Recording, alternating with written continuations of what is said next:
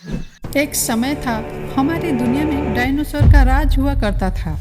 वो वहाँ चलते थे जहाँ हम आज चल रहे हैं। इन दैत्याकार बड़े विचित्र डायनासोर ने करीब 16 करोड़ सालों तक इस धरती पर राज किया और ये डायनासोर उस समय के सबसे सफल जीव थे। इन डायनासोर की हजारों प्रजातियां थी। इनमें से कुछ शाकाहारी थे तो कुछ मांसाहारी। लेकिन उनके साथ अचानक ऐसा क्या हुआ था जिसने पूरे इतिहास को हमेशा के लिए बदल दिया? क्या कोई भयानक आपदा आई थी या फिर कोई और कारण था? आज हम जानेंगे पृथ्वी के सबसे खौफनाक दिन की सच्ची कहानी, डायनासोर का अंत। ये कहानी सिर्फ डायनासोर की नहीं बल्कि हमारी दुनिया के सबसे बड़े राज की है। तो चलिए चलते हैं आज से करोड़ों साल पीछे और जानते हैं कि कैसा था डायनासोर का वो खौफनाक अंतिम पल। आज से करीब 6.5 करोड़ साल पहले धरती पर मौसम सामान्य था। समुद्र की ठंडी हवा और बड़े बड़े पेड़ थे। चारों तरफ डायनासोर के चीखने और चिल्लाने की आवाजें थी और डायनासोर की सारी प्रजाति धरती पर बड़े आनंद से अपना जीवन गुजार रहे थे।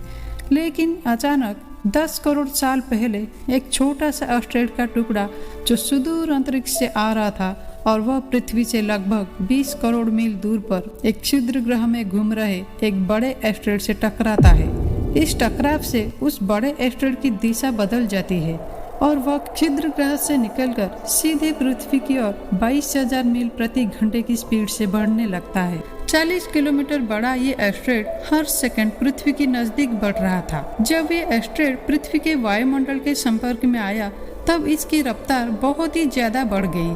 उस वक्त इसकी रफ्तार करीब 70,000 किलोमीटर प्रति घंटा हो गई थी। पृथ्वी के वातावरण में घुसते ही घर्षण के कारण वो एस्टेरॉयड एक भयानक आग के गोले में बदल गया। इसकी रफ्तार इतनी ज्यादा थी कि सिर्फ 4 मिनट में ही अटलांटिक महासागर को पार कर लिया।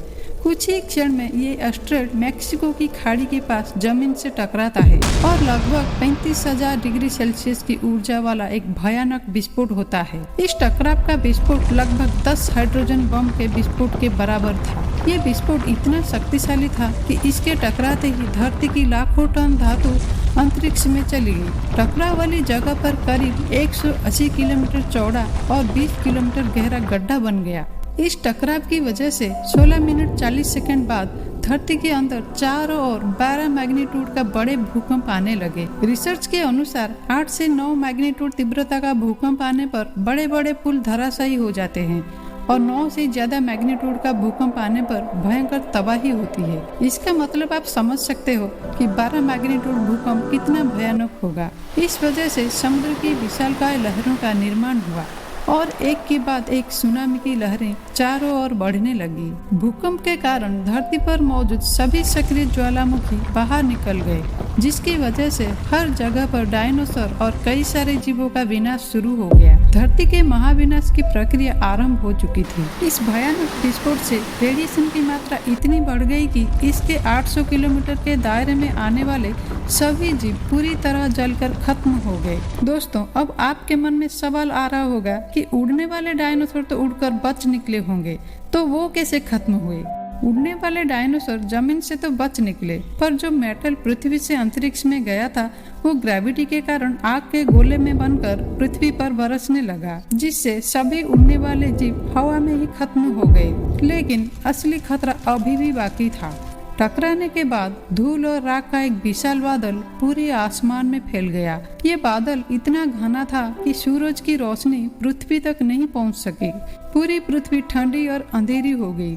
यह स्थिति महीनों तक बनी रही, जिससे पौधे मरने लगे और धीरे धीरे भोजन की कमी होने लगी। भूख और ठंड के कारण शाकाहारी डायनासोर मारे गए। विस्फोट के 90 मिनट बाद पृथ्वी के तापमान 200 डिग्री सेल्सियस के ऊपर चला गया, जिसकी वजह से जो डायनासोर या अन्य जीव विस्फोट के इलाके से हजारों मील दूर थे वो भी इस गर्मी से बच नहीं पाए। इस महाप्रलय की वजह से धरती से कुल 75% प्रजाति विलुप्त हो गई थी और 25% जीव बच गए थे। उनमें से भी सिर्फ वही जीव जिंदा रहे जिनका वजन 25 किलोग्राम से कम था। इसका कारण ये था कि इस महाप्रलय की वजह से धरती पर सभी मात्रा में पेड़ और जीव नष्ट हो चुके थे, जिनकी वजह से ये बड़े जानवर अपना पेट नहीं भर सकते थे और इसी के चलते डायनासोर का काल खत्म हो गया। लेकिन दोस्तों कहते हैं ना कि हर अंत एक नई शुरुआत लेकर आता है। ठीक वैसे ही कुछ छोटे जीव जंतु जैसे कि स्तनधारी यानी मैमल्स इस तबाही में बच गए। वह गुफाओं और जमीन के नीचे छिपकर इस आपदा से बचने में कामयाब रहे और जिंदा रहने के लिए उन्होंने सब कुछ खाना शुरू कर दिया और इसी तरह धीरे धीरे पनपने लगे। इन्हीं से आगे चलकर नए जीवों की उत्पत्ति हुई और करोड़ों साल बाद हम इंसान अस्तित्व में आए। दोस्तों, उस समय अगर वो उल्कापिंड ना गिरता तो शायद आज भी धरती पर डायनासोर का ही राज होता। डायनासोर का अंत हमें एक बड़ा सबक देता है। प्रकृति इतनी शक्तिशाली है कि एक पल में सब कुछ बदल सकता है।